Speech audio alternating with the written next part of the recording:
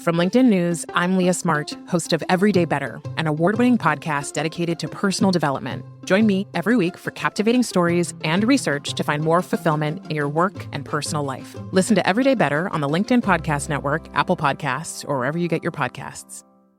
From LinkedIn News, I'm Jessie Hempel, host of the Hello Monday podcast. Start your week with the Hello Monday podcast. We'll navigate career pivots. We'll learn where happiness fits in. Listen to Hello Monday with me, Jessie Hempel, on the LinkedIn Podcast Network or wherever you get your podcasts. Hello, my friends, and welcome to our practice session. In our practice sessions, we invite our featured guests to show off their negotiation and conflict resolution skills in a realistic scenario. In this session, I want you to pay attention to what our guest does and not to what I do, because while they are trying to show off their skills and teach you, I'm trying to frustrate their efforts in different ways through things like aggression, annoyance, emotionality, or awkwardness. And then after the practice session, we debrief and talk about what worked, what didn't work, and what you can use in your next difficult conversation.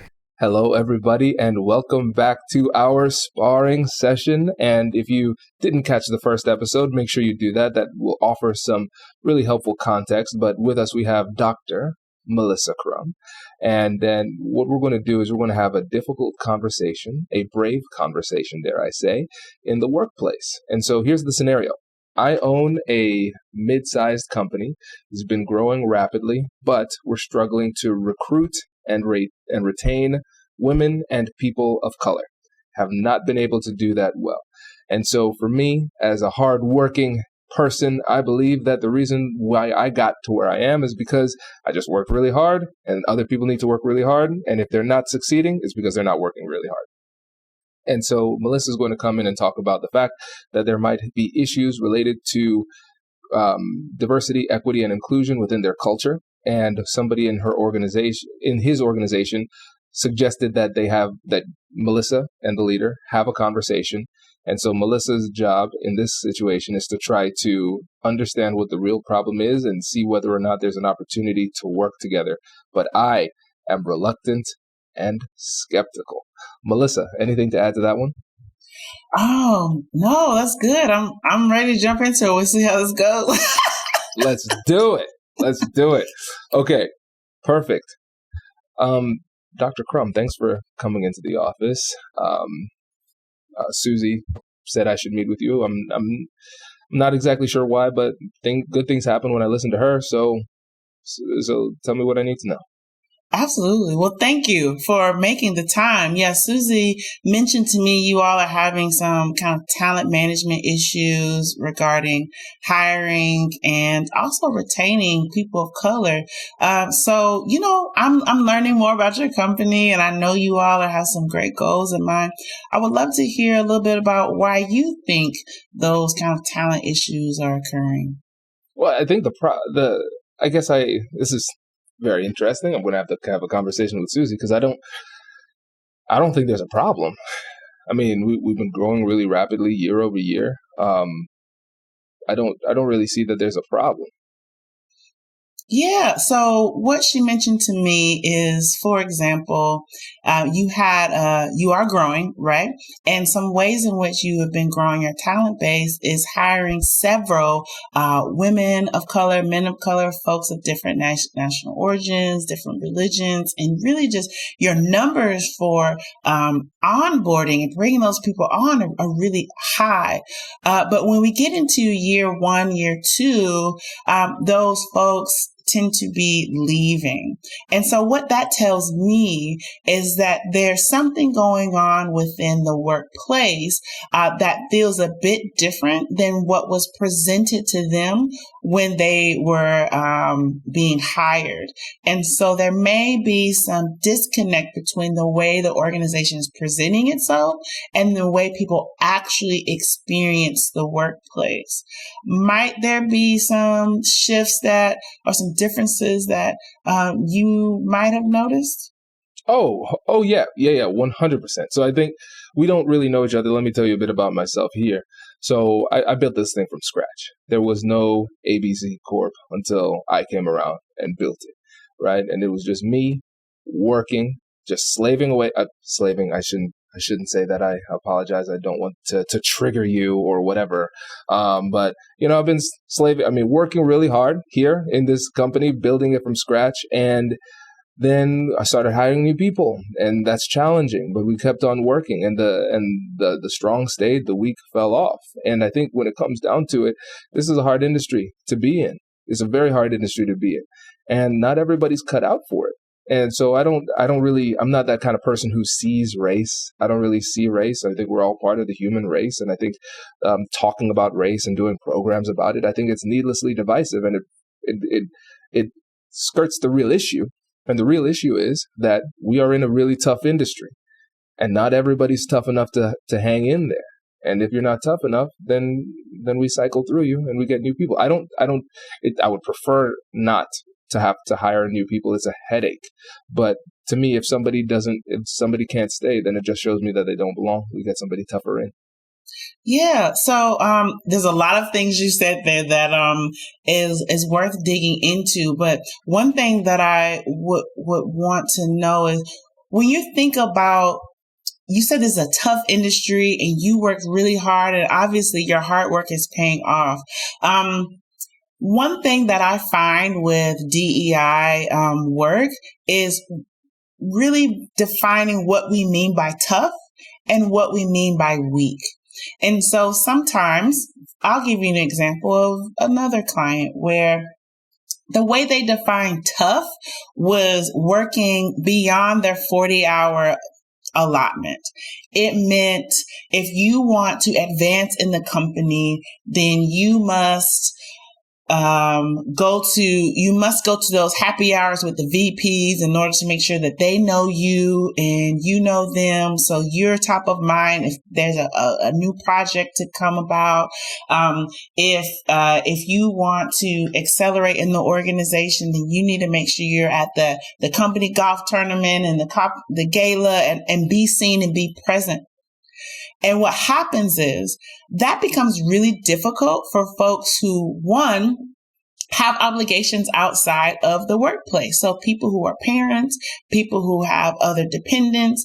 And so it means that what the workplace is essentially saying is, we're not willing to be flexible to take into account your full humanity. And so by having obligations outside of the workplace, becomes defined as weak. And so the folks who are willing to neglect their families, folks who are willing to neglect other things outside of work, become the quote unquote tough folks. And so you're now building a workplace for a particular kind of person. And so when people realize those unspoken rules within the workplace, they realize they can't necessarily be successful and have a healthy life and also a healthy work life.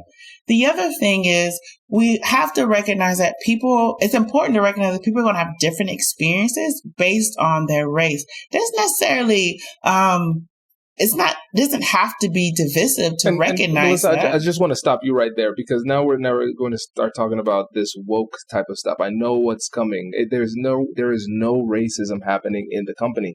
I know we just need to treat everybody exactly the same. And that's what we've been doing.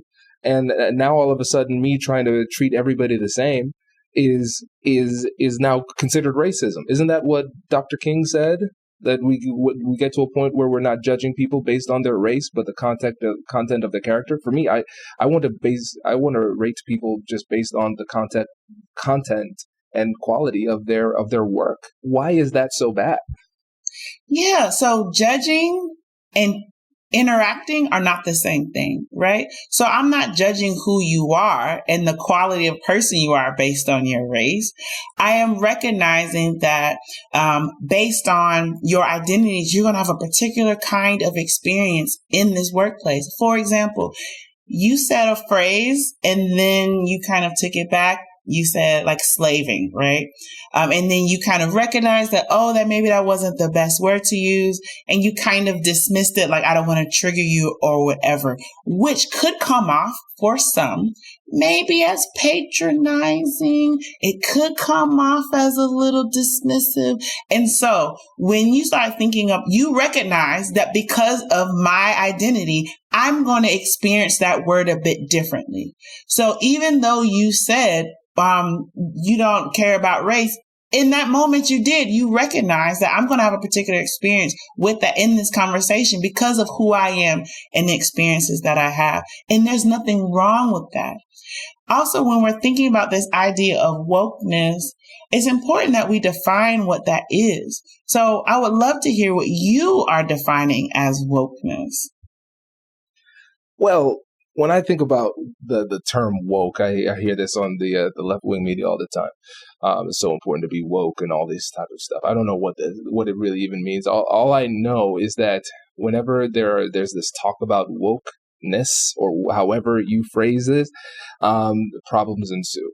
That's where we get conflict. That's where people start to engage in identity politics. And that's where society starts to tear itself apart at the seams unnecessarily, because we're not seeing ourselves as Americans together. We're seeing ourselves completely fragmented, and in a way where we cannot even bridge these gaps because we are different racially or in terms of gender or whatever. And so for me, I look at us all as one big population. We're all Americans here. And so I want, when I think about being inclusive, it means treating everybody the same. And when I think about all of this wokeness that's happening, it's just things that pull us apart. Does your company invest in professional development training? If you believe that your team would benefit from a negotiation workshop, all you need to do is go to our website, fill out the workshop request form, and then we'll set up a time to chat. These workshops are completely customizable, and we've done them all around the country. Negotiation and conflict resolution skills are beneficial across all professions, but they're especially useful in procurement, purchasing, sales, sourcing, and contract management. Our calendar is filling up quickly, and we even have some workshops scheduled for next year. If you think you might want one, I'd suggest reaching out soon so you don't miss out. Check out the link in the description to learn more. And now, back to the show.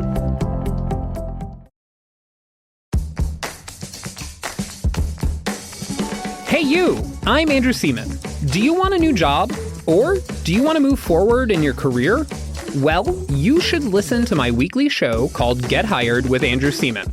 We talk about it all, and it's waiting for you, yes you, wherever you get your podcasts. Brace the rudders! Raise the sails! Raise the sails! Captain, an unidentified ship is approaching. Over. Roger.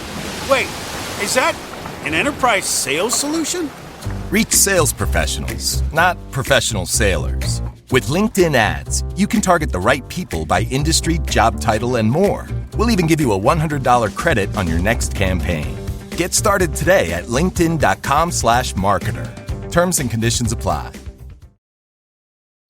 Well, so there's a difference between being fragmented as if we're separated with no way of engaging, and then ways in which people build communities based on identities, and we can still kind of traverse those, right? So you talked about being fragmented, and then we can't bridge these gaps, but the actual material we need to bridge is awareness. And so this idea of woke is, what is it? Being awake and being aware that people are having different experiences in our same country, in our same neighborhood, in our same, wherever we are, people with different identities are having different experiences. And sometimes it can feel really uncomfortable to have our world shaken when someone tells us someone is not having the same exact experience as we are. So you talked about building this company from scratch.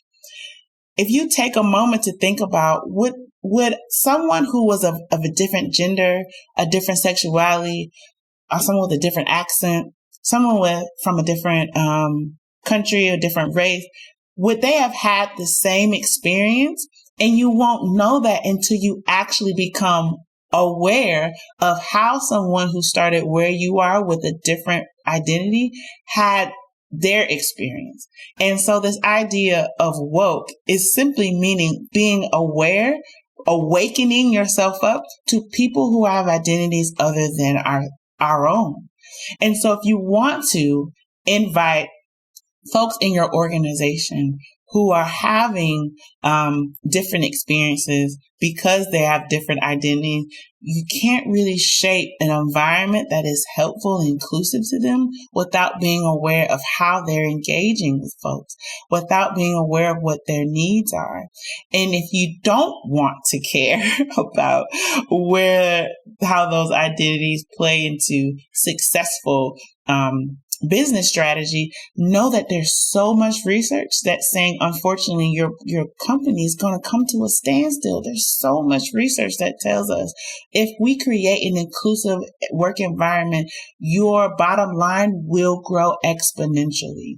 And so there really is a business case for this, even if you don't have, even if you're not tapped into a social justice case. So when you think about your mission, vision, and value of your company and your financial goals, align that with the research that's telling us that an inclusive work environment will accelerate your business outcomes.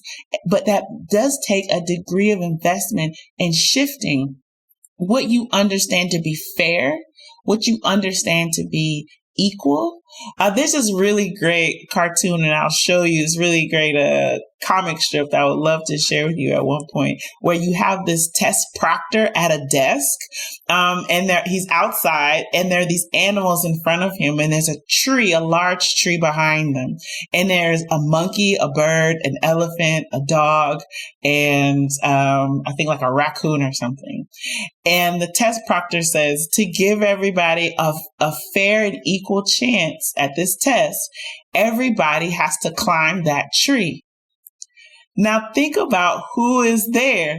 Who's going to have an easier time getting to that tree? The bird doesn't even have to climb the tree. They can just go up there, right? The monkey probably is going to have a okay time, but literally everybody else, the dog, the elephant, everybody else is going to have a difficult time. And so when we say, listen, half these people failed the test, there must be something wrong with these people. There must be something wrong with these animals, right? There's something wrong with them. There's nothing wrong with the test. Instead, what we don't do is ask ourselves, is there something wrong with the test itself and not necessarily wrong with these animals?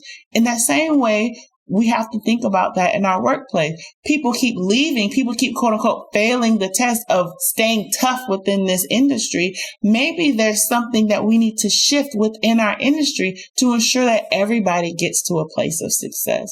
But if we're unwilling to do that, we're going to expend so much time and energy. Like you said, it takes a lot of time to recruit. It takes a lot of time to develop talent. You're actually losing money.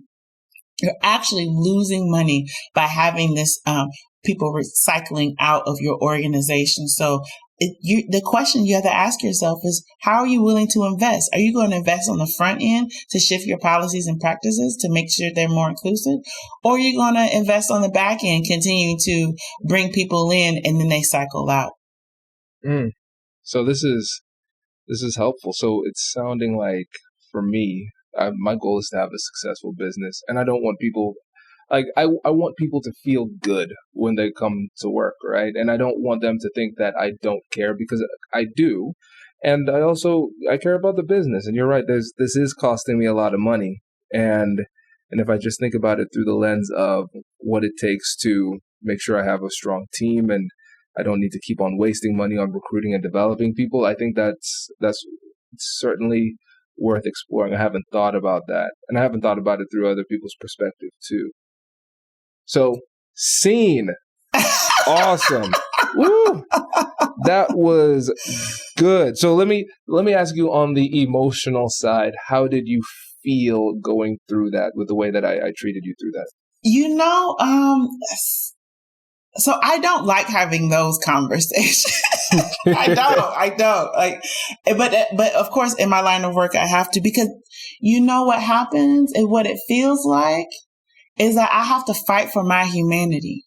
I have to convince you that who I am and how I show up here is important enough for you to recognize. And that is not a good place to be. It's not a comfortable place to be, to say, I need you to understand that as a woman, as a Black person, as a mother, I'm going to experience your workplace completely different than a single man with no kids and no outside responsibility. A single white man with I'm just going to experience it differently. And so to dismiss that, to erase that under the guise of fairness and Martin Luther King, it's like, but because what's even more frustrating is because the people who tend to like bring up Martin Luther King, they never read or or know the Martin Luther King in the last days of his life. So I use this quote in a workshop, a Martin Luther King quote. There's these two I often use. One of them, he says, we've been fighting for integration and I believe that we're going to win, but I believe we're integrating into a burning house. And what he's saying is we're fighting to bring these, really to reduce the fragments, right? To bring, everybody in the same school, everybody in the same, whatever it might be. But what we're doing is we're demanding that we are included in a place that is vehemently does not want us there. And so not only do we have to just exist in just an everyday regular life, we now have to battle you to be here, just to exist. And so when people don't recognize that you are hiring people into a burning workplace, right? When you are wanting more women, but you have no maternity leave or even parental leave, period. Because, newsflash, men also are fathers and they also want to be that, so want to actually like be with their children. So you have no parental leave. You have no, healthcare policy around thinking about any folks who are trans or are wanting to go through that particular process. What is your healthcare plans that keep that in mind, or just flexibility for folks who need mental breaks, or folks who, what is your process for folks who need accommodations if they are hearing or sight impaired? Is it a long process to be able to get to always request when you're on Zoom? Can you have closed captions, or can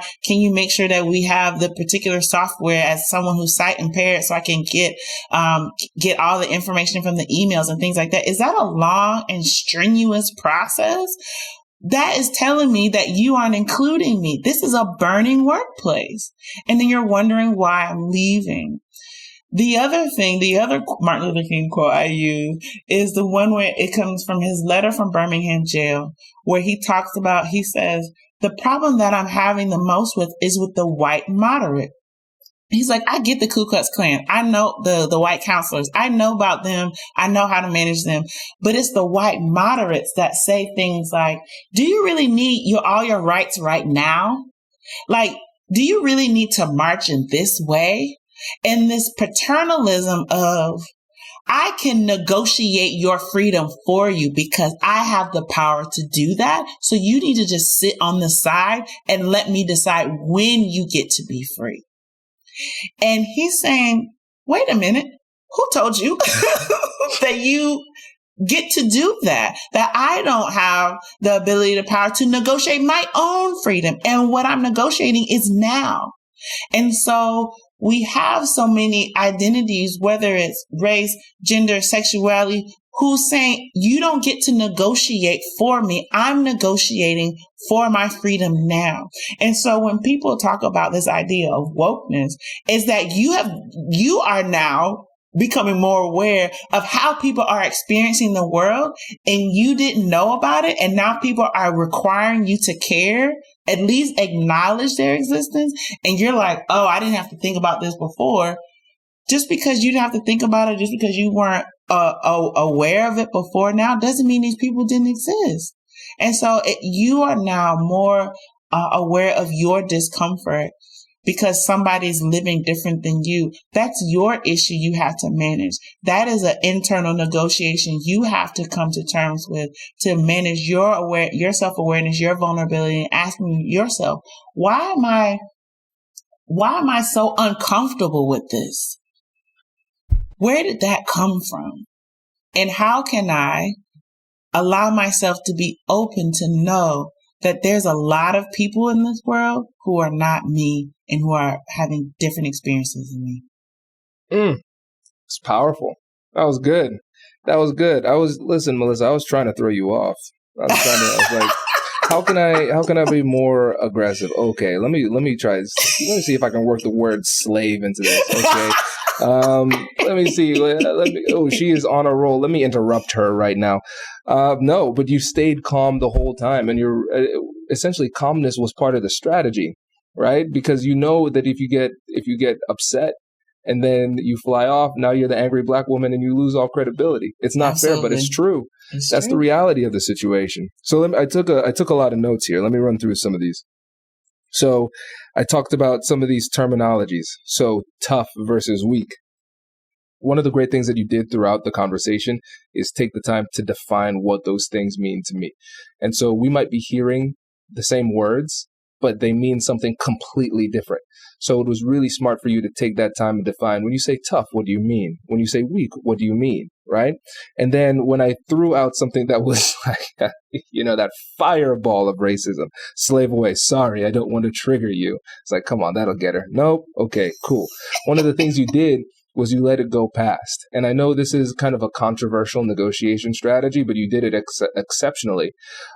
You let the insults go past because this is an attempt to take us off track, right? No, I'm here for a reason. I'm going to stay here for a reason.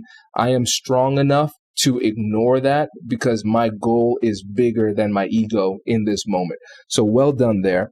You used stories really well.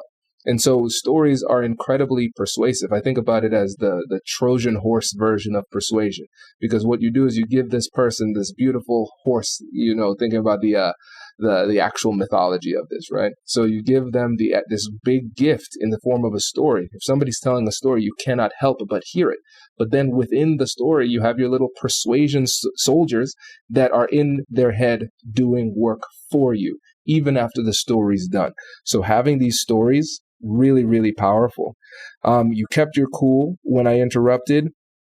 And then when the time was right, when it actually served you, you went back to the fireball I threw of slaving, because I said, I'm colorblind. And you said, hold up. No, you're not. Because you dropped slaving and then dismissively said, oh, didn't mean to trigger you, right? Yes, exactly. You're a black woman, right? So of course I see race. You're lying to yourself, and it's not even persuasive to you. So that was really good. And then again, I wanted to take the conversation off track by talking about wokeness. Okay, I want you to defend this term. And what you did was you realized, this term is triggering to him. I don't need this term in order to succeed in this moment. I'm going to define the term, and the definition is something that you can get down with. Awareness. Can you get down with being aware? Yes, I'm an astute businessman. Of course I can get down with being aware. Well, did you consider that you might not be aware of certain things because you don't have a lived experience? Now that you said it, I have no choice but to consider it, right? And so the way that you methodically moved through this conversation, slowly working me to the point of understanding and acceptance, was really, really good, because again, you did a great job of making sure you stayed focused. And then, last thing, recognizing he doesn't care. Doesn't care about me. He doesn't care about the people, but what he does care is about his business. He keeps talking about how hard he worked, how he loves his business and everything. And in my book, I talk about the genetic code of persuasion. So when you think about the Human Genome Project, what they found was that the distinction between man and some of our animal cousins is very small, genetically speaking. And then when you think about where somebody is persuasively, we want to change their entire worldview. But a lot of times we don't need to do that because their genetic code of persuasion, you just need to tweak a little bit. Cool. You don't want to be woke. You don't want to care about me. You don't have to. I know you care about money. So let's talk about the business case. You don't want to talk about feelings? Fine. I will show you the research. Do you care about your business, sir? Yes, I do. Do you like spending money on recruiting and retention? No, I don't. Would you like to stop? Well, let's talk about culture. So it was just a masterclass. So well done. Oh, I feel so good coming from the negotiation expert. I get an A+. I'm excited now. You made my day, Kwame. No, that's good. And I think that's what people don't realize. All of us are negotiators. Mm-hmm. It's just a matter of whether or not we're doing it well. So taking this, I think this will be really helpful because a lot of people every day are struggling with the same conversation. Absolutely. I think the other thing that I try and do is the criticism sandwich, right? So you start off with something positive that like, oh, you are a good businessman. You're working really hard. I see you've really developed. Whatever the criticism is that you need them to address, and try and bring in something that also recognizes, elevates them as a person, right? And again, all of this that's where this emotional intelligence comes in, because all of that time, you as the person doing this have to kind of, like you said, manage your cool. You also have to kind of read yourself and the other person, and manage all those things. Like the slaving is like, okay, I gotta pin that over here because I'm probably going to bring that back later. Like I got, all of these things, but that gets really hard if you're in an emotionally charged situation. If you haven't practiced it, like this takes a lot of practice. Like you're gonna mess up. You gotta, and I tell people you should practice with somebody like Kwame, like just somebody there's no, if you mess up, it actually won't ruin the relationship, right? So practice with a friend or whatever, have them be that devil's advocate so you can practice that. So when you do have that conversation when it really is something on the line, you've got some tools under your belt that you can pull out every now and then. So yeah, it gets tricky and it takes practice for sure. Yeah, and this was great. It was a great practice session. So Melissa, again, before you go, let the listeners know about how they can get in touch with you and how they can work with you too. Absolutely. You can find me at MosaicEducationNetwork.com. Also, Mosaic Education Network on Instagram. When you go to my website, you can sign up for our newsletter. Every 2 weeks, we have some interesting tidbits and tools and stories to share with you. So feel free to sign up. Would love to see you there. Awesome. Thanks again, Melissa. Really appreciate it. Thank you, Kwame. Congratulations! You've just joined an elite club. By listening to a full episode, you're now officially on the Negotiate Anything team. So welcome aboard. What most team members do is they subscribe to the podcast because that allows them to automatically get the latest episodes of the show. The best things in life lie on the other side of difficult conversations. Keep learning, keep practicing, and keep getting better. Your relationships will improve, your career will soar, and you'll have the confidence you need to get the most out of these crucial conversations. Again, thank you for joining the team. We're excited to have you, and I will see you in the next episode. I'll catch you later.